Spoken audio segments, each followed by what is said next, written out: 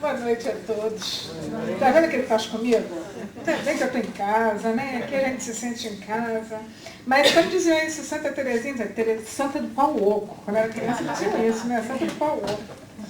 Mas é uma alegria enorme estar aqui, porque realmente nós somos casas irmãs. E tanto é que a gente conhece quase todo mundo aqui, né? A gente passa por aqui, a gente passa por lá. E isso é muito bom, porque é aí que a gente amplia as nossas amizades. E a gente descobre que o que importa é a mensagem de Jesus. Não é casa, não é o endereço físico, mas sim a mensagem que a doutrina nos traz. E isso nos dá a confirmação. Porque não importa se a gente está aqui, se a gente está no céu, se a gente está no Bezerra. O que importa é a doutrina. O que importa não é o que a Teresa fala, mas o que a doutrina nos fala. Porque o que a gente traz aqui, como disse o Marcelo, é o resultado das nossas reflexões. Porque eu acho que, de uma forma geral, todos nós temos mais ou menos as mesmas angústias, as mesmas aflições. O que faz a diferença é que disseram para a gente que a gente tinha que trabalhar um pouquinho mais, porque a gente tem um pouquinho mais de dívida. Então, olha que coisa boa. Nos deram o trabalho espírita para estudar cada vez mais e tentar revolucionar esse coração e essa mente. Mas no resto, quem fala aqui é igualzinho quem está sentado aí escutando. E eu acredito até que tem gente aí, igual aquela história lá do livro do livro Voltei, né? Que é aquela pessoinha que ficava sentada lá no cantinho, quietinha, e que tinha uma iluminação espiritual muito maior do que o dirigente da casa. Então estamos aqui todos juntos, realmente dividindo experiências. Dividindo ideias, porque estamos mais ou menos na mesma situação. E nós escolhemos esse tema, acreditar e ter fé, porque eu sempre me perco assim na tecnologia. É tudo igual, tanto lá quanto cá. Sim. Tem que ter muita fé para vencer isto. Quem estiver chegando agora vai pensar que a gente já terminou, mas já vai comprar um salgadinho. Mas nós resolvemos começar pela bibliografia, porque chega no final da palestra, né, as pessoas já estão ansiosas, já estão se preparando para o passe, e aí acaba passando desapercebido os livros que nós utilizamos. E é fundamental. Nesses 40, 45 minutos que nós falamos, nós não temos tempo de ir a fundo no tema como nós gostaríamos. Então é preciso que a gente divulgue os livros que nós usamos para quem estiver interessado em buscar o assunto com mais profundidade, saber onde ir buscá-los. Então foram esses livros que nós usamos. O Evangelho segundo o Espiritismo, Liberta-te do Mal, de Joana de Ângeles, que é esse livro que tem essa capa maravilhosa. O Problema do Ser, do Destino e da Dor, que eu não trouxe aqui, mas todo mundo conhece. Primícias do Reino, que eu tenho uma paixão, porque a Amélia Rodrigues fala de Jesus como ninguém. Então, é assim, é uma viagem consoladora, uma viagem esclarecedora. Então, fica aqui a dica, Amélia Rodrigues. E nós trouxemos também o Consolador, de Emmanuel, porque ele vai, no final, nos dar uma definição precisa, exata, de acreditar e ter fé. Então, por que nós buscamos esse tema? Nós vemos no dia a dia o tamanho das angústias, não é? Nós que trabalhamos no atendimento fraterno, quantas vezes nós recebemos as pessoas numa angústia profunda, numa ansiedade enorme. Nós vemos os jovens, já tão jovens, sofrendo de uma ansiedade absurda, que acaba recorrendo a drogas, acaba recorrendo à autoflagelação, porque não sabe como conviver com essa dor, de não saber o que está por vir, com essa dor de não saber o que fazer consigo mesmo. Então, onde buscar essa força para encarar essa vida tão atribulada que nós vivemos, que na maioria das vezes fomos nós mesmos que provocamos. Nós vivemos tão acelerados que às vezes a gente está dirigindo, aí a gente olha para o lado E tem, que antigamente era assim, né? Só as mulheres que tinham fama de estar dirigindo e se maquiando. Aí faziam graça conosco. Nós continuamos nos maquiando, só que agora além de maquiar, a gente fala no telefone, passa text message e responde e-mail, tudo no carro. Então, essa necessidade de responder tudo a todo tempo, a toda hora, nos leva a uma mente extremamente acelerada. Isso acaba gerando mais angústias. Então, aonde a gente vai buscar respostas para conter esse aceleramento em que nós vivemos? Então, nós trouxemos aqui, através desses livros, as respostas. Se nós formos na internet e colocarmos lá como resolver o meu problema de ansiedade, vão vir inúmeras respostas, inúmeros sites seríssimos de psicologia, de psiquiatria, sites médicos respondendo isso. Mas na casa espírita, nós vamos dar a resposta espírita. Não que as outras respostas necessitem de ser deixadas de lado, não. Elas se complementam. A gente precisa cuidar do lado espiritual e do lado físico. Mas, como nós estamos na casa espírita, nós vamos trazer a mensagem espírita que nos consola, que nos esclarece e que nos dá a certeza do caminhar com segurança na direção do bem. Então, nós começamos o que é acreditar. Então, nós temos essa série de definições de acreditar. Admitir como verdadeiro. Então, nós admitimos que determinada situação é verdadeira baseada por algum motivo que nos foi dado. Nós somos levados, pelo pessoal de marketing, leva a gente a acreditar em tempos passados, lembra que cigarro era uma coisa chique. Todo mundo acendia o cigarro para parecer importante. A Coca-Cola era anunciada como uma bebida refrescante. Aí hoje a gente descobre que tem uma tonelada de açúcar. A gente descobre através das caixinhas de cigarro e por todas as pesquisas o mal que o cigarro faz. Mas ainda existem muitas coisas que nos são apresentadas. A cada temporada tem um produto novo que é lançado no mercado que nos fazem acreditar que é tudo de bom. Então a gente já passou pelo açaí, a gente já passou pela água de coco. Presta atenção, toda estação tem um produto novo sendo lançado em que todo mundo embarca. Teve cozinhar apenas com gordura de coco, já teve cozinhar com azeite de oliva. Então, são coisas que nos levam a acreditar. Pode ser verdadeiro ou não. Pode ser que até um determinado momento nós acreditemos. E depois a gente descobre que aquela não era a verdade absoluta. E aí nós vamos modificando o nosso sistema de crenças. Então, é aí que começa, muitas vezes, o nosso problema, aquela ansiedade que nós desenvolvemos na idade adulta.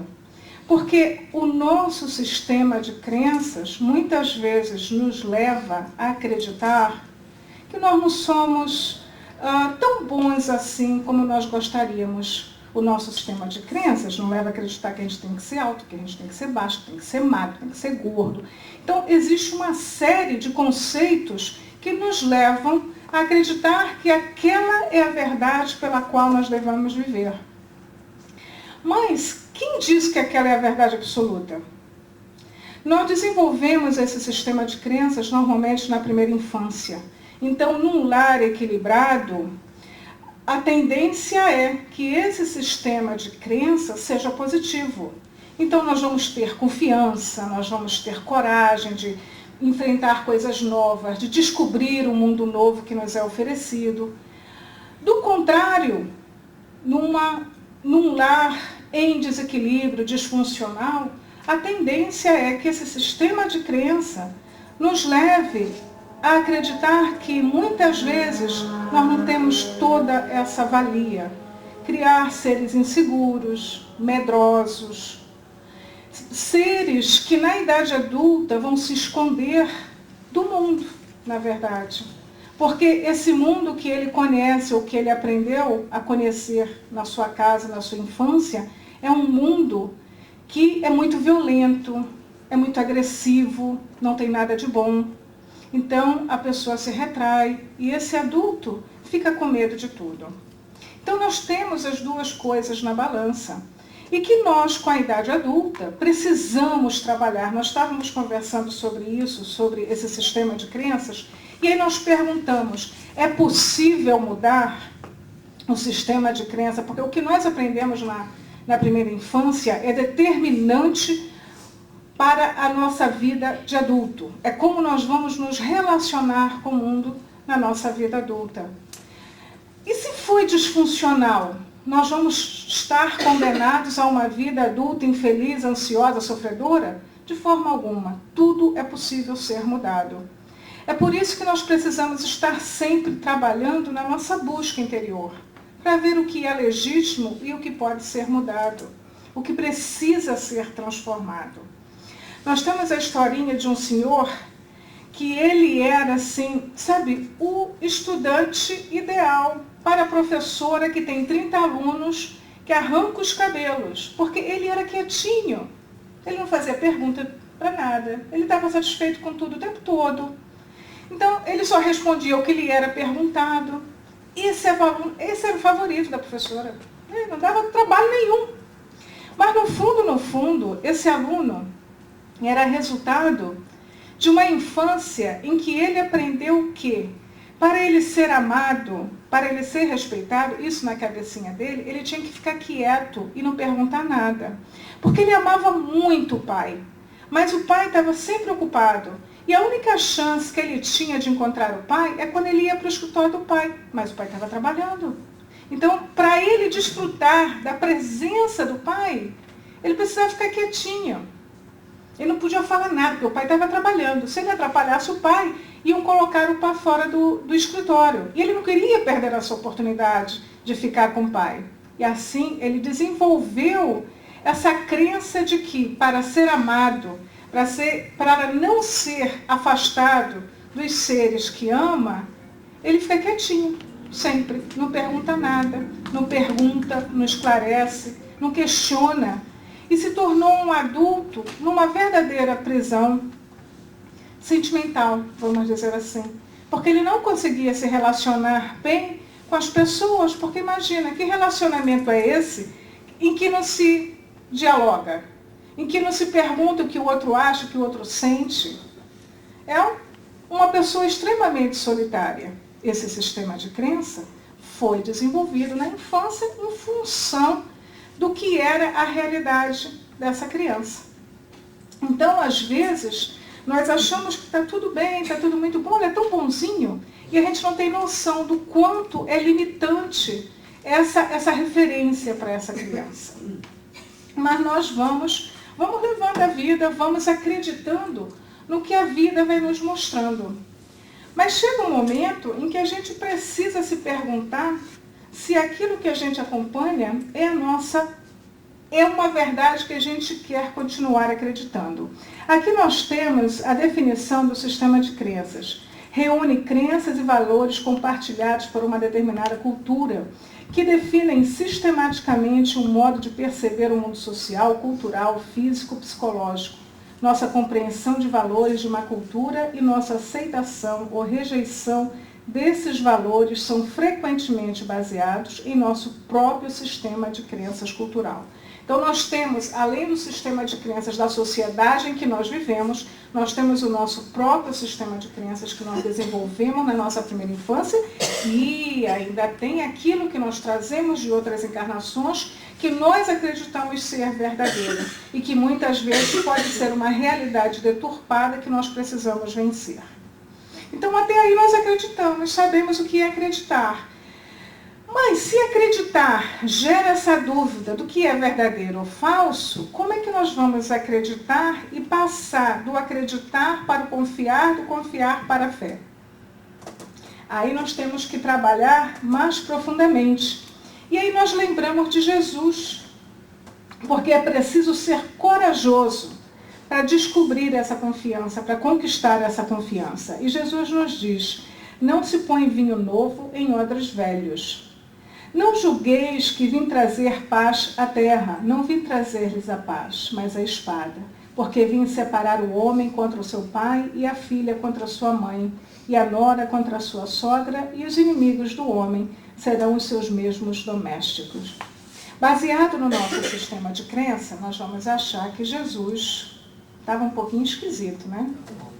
Primeiro ele fala do vinho, depois ele fala uma coisa dessa, a gente vai achar muito esquisito mesmo. Mas, conhecendo Jesus como nós já conhecemos, tudo que ele fala é mensagem de amor, por mais que a gente não entenda. Então isso a gente tem que acreditar verdadeiramente, para depois entender o que ele queria dizer aí.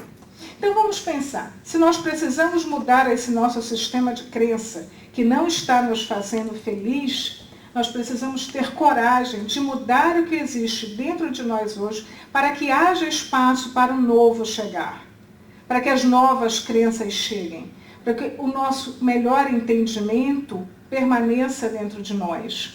Será que quando ele diz assim, não vim trazer a paz, mas a espada, ele não está nos dizendo para que a gente realmente lute com aquilo que nós consideramos verdadeiro, aquilo que nós consideramos o bem, o bom e o belo? Como é que nós vamos saber se é verdadeiro, se é bem, se é bom e se é belo? Tudo que nos afasta da lei de Deus nos faz sofrer. Então, esse já é um referencial. Então, nós vamos buscar a verdade nas nossas experiências da vida. Nós vamos comparar os fatos. Nós vamos analisar aquilo que nos faz bem. Se a gente machuca alguém, alguma coisa está errada aí. Então, às vezes, não é preciso um conhecimento profundo filosófico, mas simplesmente a prestar atenção no nosso dia a dia, o que é que o nosso pensamento, a nossa palavra e a nossa ação reflete no próximo. A gente vai ter noção se a gente está agindo no bem ou não. A gente sente isso no coração. A gente percebe quando a coisa não está muito bem. A gente sabe que falou um pouquinho demais ou falou um pouquinho de menos. Então, quando Jesus fala isso, é para nos colocar para pensar. A nossa família nos ama antes de qualquer um. Mas, às vezes, a nossa família tem um conceito equivocado sobre algum assunto. E que nós temos o direito de pesquisar e dialogar e descobrir o que é realmente o que a família espera de nós e o que nós queremos oferecer para a nossa família. Os nossos pais nos dão aquilo que eles têm de melhor. Mas, às vezes, ele não tem o conhecimento que hoje nós já temos. Então, pode ser que na nossa infância nos tenham levado a acreditar em determinadas coisas que hoje nos fazem sofrer, mas não foi por mal, foi porque naquele momento era o melhor que eles podiam fazer por nós. Vou fazer uma brincadeirinha que dá para a gente ter noção exata disso. É um exemplo infantil, mas é o quantas vezes a gente traz um conceito da nossa infância que às vezes nos machuca e nos dá medo para o resto da vida. Não sei você, mas quando eu era criança tinha uma história. Você não pode deixar a sandália virada que a mãe morre, não é? O sapato virado, o sapato desarrumado. Olha, até hoje, a casa pode estar uma bagunça, mas o sapato não está virado de jeito nenhum. Então, olha só, na cabeça de uma criança, hoje a gente ri, a gente brinca. Mas imagina o quanto isso afeta na cabeça de uma criança dizer que se ela deixar o sapato virado, a mãe vai morrer. Isso é sério. As nossas histórias infantis lá no Brasil são assim, né? Meio macabras. É o boi da cara preta. A criança tem pesadelo, a criança não dorme. Né? Atirei o pau no gato. Nossa, que coisa feia. Então, olha só o que ensinavam pra gente quando a gente era criança. Fica por aí atirando pau no gato. E hoje, ainda bem que hoje em dia a gente não canta mais essas musiquinhas para as nossas crianças. Né? A gente vai lá cantar com o gatinho. Exatamente. É por isso que a gente tem que vir na casa espírita toda semana, estudar bastante o Evangelho, para tirar essas imagens deturpadas que ficaram em nossa mente. A gente não tem que ter o medo de perder a mãe porque o nosso sapato ficou virado. Nem as outras coisas que nos foram ditas de maneira equivocada que podem ter nos afetado até hoje. Nós temos o direito de ser um ser humano, um adulto, equilibrado, feliz. Nós, às vezes, por essas crenças limitantes, nós deixamos de conquistar todo aquele potencial que nós temos. Deixamos de realizar bons trabalhos porque nós não temos essa confiança absoluta em nós mesmos. Então nós saímos do acreditar para o confiar. Como nós vamos confiar no outro se nós não confiamos em nós mesmos? Porque a nossa fonte de referência, na maioria das vezes, somos nós mesmos, não é? Então, se eu não confio em mim, eu não vou confiar no outro. Então eu preciso desenvolver em mim a confiança em mim, ser humano, filho de Deus. Deus não tem a menor dúvida sobre o nosso potencial. Nós que temos. Ele nos fez com a intenção de nós chegarmos à perfeição. Então nós temos todos os potenciais para desenvolver essa perfeição. Sim, às vezes demoramos mais, às vezes demoramos menos, mas a potencialidade está aqui. Cabe a nós cultivá-la. Cabe a nós ter confiança de que nós somos seres prontos para chegar cada vez mais perto de Deus. Seres que têm potencial de fazer o bem. Seres que erram. Sem dúvida alguma. A gente está aprendendo, a gente cai e levanta 500 vezes. Sem dúvida alguma. Mas com o potencial de aprender. Eu gosto muito de lembrar um dizer de Emmanuel, que ele diz, a gente cai, mas quando a gente levanta com um passo à frente. Não é? Então a gente cai, mas já caminhou um passo. Então, não importa quantas quedas a gente leva, mas desde que a gente se levante e continue a caminhada. E aí a gente vai conquistando a confiança em nós mesmos, para que a gente possa chegar à fé. E essa definição de Santo Agostinho é maravilhosa. Ter fé é acreditar naquilo que você não vê. E a recompensa por essa fé é ver aquilo que você acredita. Então eu acredito em mim. Eu acredito que eu posso criar o bem. Eu acredito que eu posso ajudar meu próximo. E eu tenho fé de que eu vou conseguir fazer isso. Então essa fé vai se transformar em realidade. Então aquilo que era apenas uma crença, uma possibilidade, com a fé ela se transforma num fato concreto. Então a gente acreditou, a gente passou a confiar. E aí a gente adquiriu a fé. E o fato se realizou. Isso serve para todos os fatos da nossa vida, para tudo aquilo que nós quisermos conquistar, dentro de nós ou fora de nós. As nossas fraquezas, as nossas debilidades, os nossos desejos de construir, sejam coisas materiais, de conquistar algo, passa por isso. Passa por acreditar, confiar e ter fé. E quando passamos a ter fé, é linda essas palavras de Leon Denis. Não há alma que não possa renascer, fazendo brotar novas florescências. Basta-vos querer para sentirdes o despertar em vós de forças desconhecidas. Crede em vós, em vosso rejuvenescimento, em novas vidas. Crede em vossos destinos imortais. Crede em Deus, sol dos sóis, foco imenso do qual brilha em vós uma centelha, que se pode converter em chama ardente e generosa. Precisamos crer verdadeiramente. Crer em nós mesmos, crer em Deus, crer que somos capazes de construir, de progredir, de realizar. E aí a gente vai lá no Google. Ontem tinha um rapaz me dizendo que ele não sabia fazer faxina. Aí ele foi lá no Google e colocou como se faz uma limpeza na casa. Teve resposta. Então agora a gente vai lá no Google Espírita e a gente vai perguntar como a gente desenvolve, e ficou tão pequenino, como se desenvolve uma crença, um sistema de crença fortalecedor. E nós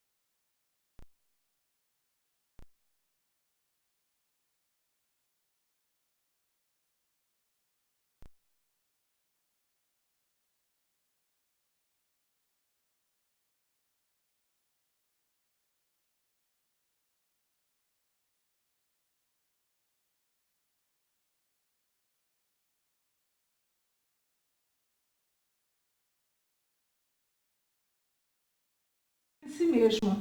Não há alma que não possa renascer fazendo brotar novas florescências, foi o que nós lemos anteriormente. Basta vos querer para sentirdes o despertar em vós de forças desconhecidas. Crede em vós, em vosso rejuvenescimento, em novas vidas, crede em vossos destinos imortais, crede em Deus, sol dos sóis, foco imenso do qual brilha em vós uma centelha que se pode converter em chama ardente e generosa. Então, se é para acreditar, vamos trabalhar. Como é que a gente chega a essa crença, a esse sistema de crença fortalecedor? Confiando em si mesmo. E esses são os instrumentos que nós utilizamos para que pouco a pouco nós possamos confiar cada vez mais em nós mesmos. Substituir a dúvida pela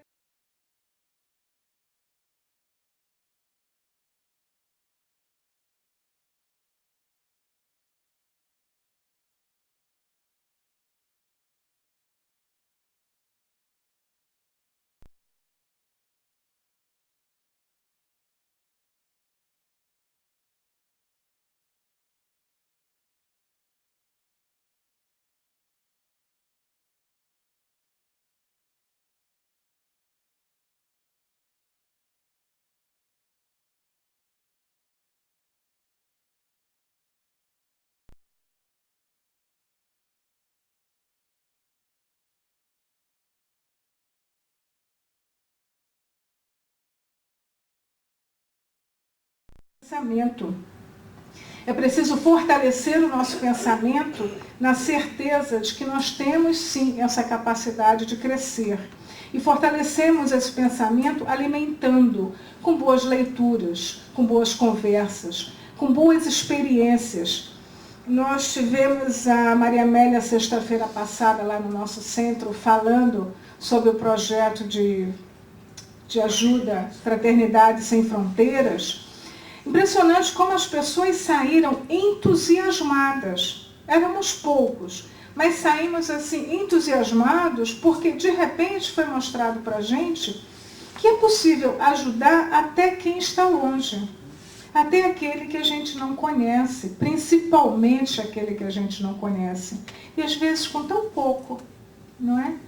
E por que nós confiamos na Maria Amélia?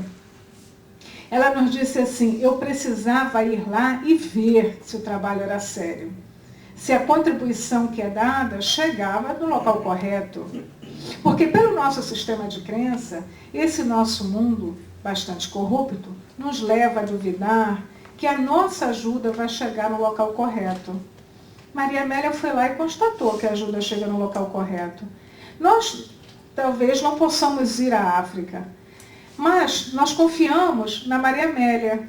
Por quê? Porque nós raciocinamos que uma pessoa que sai do conforto do seu lar para fazer uma viagem longa dessa, ficar num local com pouca comodidade, com aquela água que ela disse que não era muito boa, né? Que era muito pouca, com tudo aquilo que ela vivenciou, ela não vivenciou isso à toa. Então, nós usamos o nosso raciocínio para confiar no que ela nos falou. Porque a nossa fé, essa da qual nós falamos, ela é resultado do nosso raciocínio. Nós não acreditamos cegamente. E a doutrina espírita tem essa qualidade incrível de querer que nós caminhemos com nossos próprios pés. Nós não acreditamos aqui no que a Teresa fala, no que o Marcelo fala. Nós trazemos aqui resultados das pesquisas espíritas, do que aqueles espíritos que já vivenciaram tudo que nós vivenciamos, que já venceram grandes dificuldades, nos trazem através dos seus exemplos. Mas nós analisamos.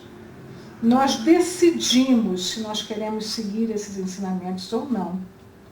Nós vamos buscar mais informações para que a nossa decisão seja baseada em fatos, para que a gente caminhe com a certeza de que a escolha é nossa. Até porque seria muito fácil depois dizer, não, olha, eu segui o fulano, eu errei porque foi o fulano que me disse para seguir esse caminho. Não, nós seguimos os caminhos que nós escolhemos. O que nós precisamos fazer é buscar melhores ferramentas para escolhermos cada vez mais, cada vez melhor, não é? E aí, mesmo que a gente erre, a gente já avançou um pouquinho. A gente nunca vai ter certeza de tudo, a gente nunca vai ter certeza que aquela escolha é 100% correta. Chega um momento que a gente precisa escolher, mesmo na dúvida. E às vezes é melhor a escolha do que permanecer na dúvida. A dúvida é dolorosa. A escolha às vezes é equivocada, mas pelo menos a gente já sabe aprender com aquela equivocada. Não é? Da próxima vez a gente sabe que aquele não é o caminho. Alguma coisa nos ensinou. Então, essa fé que a gente busca, com certeza, é a fé raciocinada que a doutrina nos ensina. Cultivar a esperança. Não é a fé que faculta a esperança na realização das promessas do Senhor? Se não tiverdes fé, que esperareis? Cultivamos a fé com a esperança e a esperança nos dá fé. Não dá para ser um sem o outro. Sabe, o tostinho vende mais porque é mais fresquinho ou mais fresquinho porque vende mais?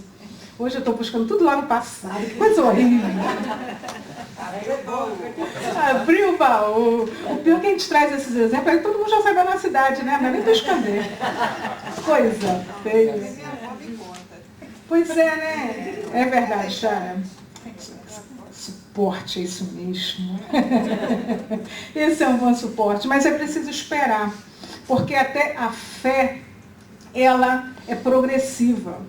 Claro que nós encontramos no dia a dia pessoas de fé profunda, mas isso não foi conquistado da noite para o dia. Não foi lendo o Evangelho uma semana que a pessoa adquiriu fé.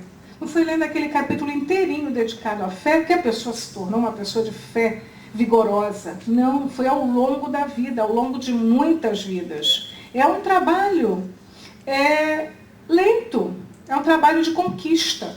E é preciso esperar que isso venha pouco a pouco dominando a nossa mente e o nosso coração. Essa fé firme em Deus. Conquistar a fé raciocinada foi o que nós falamos. E olha o que o André Luiz nos diz. Certo, não nos reportamos ao fanatismo religioso ou à cegueira da ignorância, mas sim à atitude de segurança íntima, com reverência e submissão, diante das leis divinas em cuja sabedoria e amor procuramos arrimo. Procurar a razão, porque não importa com quem nós falemos, nós precisamos ter a capacidade de discernir se a mensagem é correta ou não. Nós já temos bom senso suficiente para isso. Nós temos já conhecimento para perceber, para separar o joio do trigo. E essa é uma obrigação nossa, como seres humanos em progresso que estamos. Tem uma brincadeira que diz assim, a culpa é minha, eu dou para quem eu quero. A gente não pode ficar dando a nossa culpa para ninguém. Nós já temos que ter a responsabilidade de assumir pelas nossas escolhas.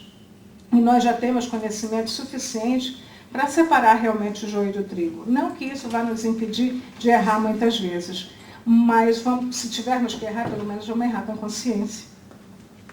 E aí, para que a gente vá para casa com um conceito exato do que é acreditar e o que é ter fé, nós trouxemos Emmanuel no livro O Consolador.